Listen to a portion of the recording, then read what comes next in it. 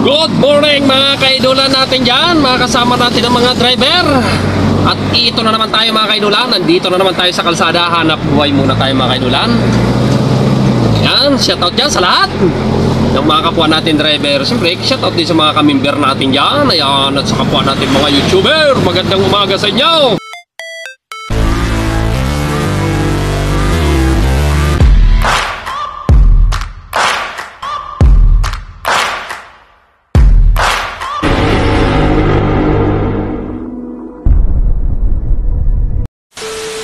Hanap buhay muna tayo mga kaidolan. At dito nga mga kaidolan, nandito na naman ako sa kalsada, araw ng Lunes.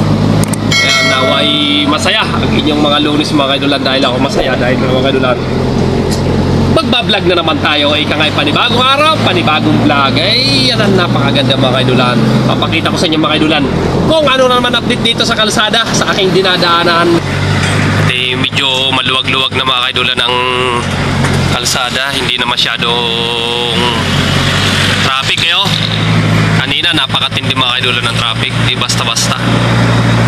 Kasi nga mga kaidolan, pasukan ng estudyante. At dito nga yun, pag ganito medyo okay, hindi masakit sa paa. Kasi nga mga kaidolan, ang gamit kong sasakyan ay D-Clutch E300. Yan o.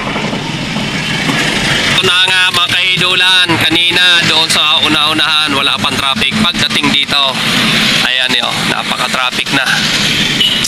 Medyo mahaba-haba na ito mga kaidolan. Ayan o, kita nyo mga kaidolan, dahil nga service road. Siyempre asahan mo na pag sa ganitong oras, sigurado yan ang traffic. Minsan paghapon dito mga kaidolan, talagang mapapasanol ka sa haba ng traffic. Ayan o, kita nyo mga kaidolan. Yan sa inyo mga kaidolan, ganito rin ba ka-traffic?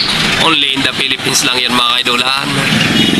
Hanggang doon yan mga kaidolan sa may checkpoint. Ayan, dito nga pala ito mga kaidolan sa Laguna, sa Calamba. Ayan ako, shoutout ko dyan yung mahilig mag-support sa akin, si Mail Association. Ayan, Mail Association, big love shoutout sa dyan at magandang umaga. Ayan, shoutout sa lahat natin, mga kapwa natin mga driver. Ayan, relax-relax lang tayo mga kaidolan. Lalo-lalo na sa mga hindi aircon ang ginagamit. Chillax lang. No, huwag pairali ng init ng ulo. Mga kaidolan, papansinin nyo, palit ang kalsada. Ba? Sa part na yan mga kaidolan, kailangan dyan magbigayan. Tulad nito si Idol.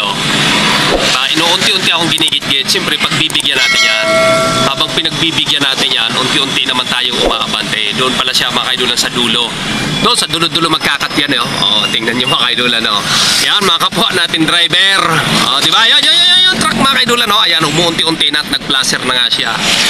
Kita nyo ang ganyan mga kaidolan. Kaya dito kailangan mo talagang pagdating dito sa parte ng kamay nila, Laguna, talagang ibang-iba ikumpara mo sa probinsya. Kasi dito talagang sabi nga, bumper to bumper talaga, araw-araw. Kita nyo mga kaidolan, kailangan papasukin mo na yan para hindi kayo magkagit-gitan, di ba? Kasi mamaya inabot mo pa yan at nagkabanggaan, yun ang mahirap. Tapos pumano, namamasukan lang tayo, tapos sisisihin pa tayo ng ating pinapasukan na manager dahil nga sasabihin, hindi ka tumitingin sa kalsada. Di ba mga kaidolan? May mga ganyan talaga mga kaidolan. Yan, syempre bilang isang driver, happy lang tayo at tayo laging magbigayan sa mga kapwa natin driver. Siyempre kahit naman sa mga hindi natin kapwa driver, may mga tumatawid, ganyan. Di ba? Kita nyo, lalo-lalo ng mga motor. Ayan, mahilig sumingit. Di ba? Kailangan alerto ka sa side mirror mo. Di ba? Sa Chip, may galab shoutout sa dyan, Chip. Magandang umaga. Ayan, magigiting natin na traffic enforcer. Di ba? Yan patango-tango pa silang dalawa kasi magkakilala.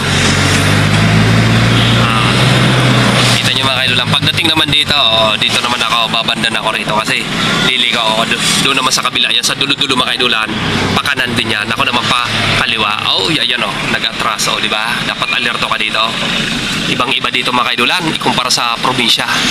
Pagdating dito mga kaidolan at nakaliko na nga ako, ayan na, buhol-buhol na mga kaidolan ng traffic. Di ba? Ganyan, kasaya.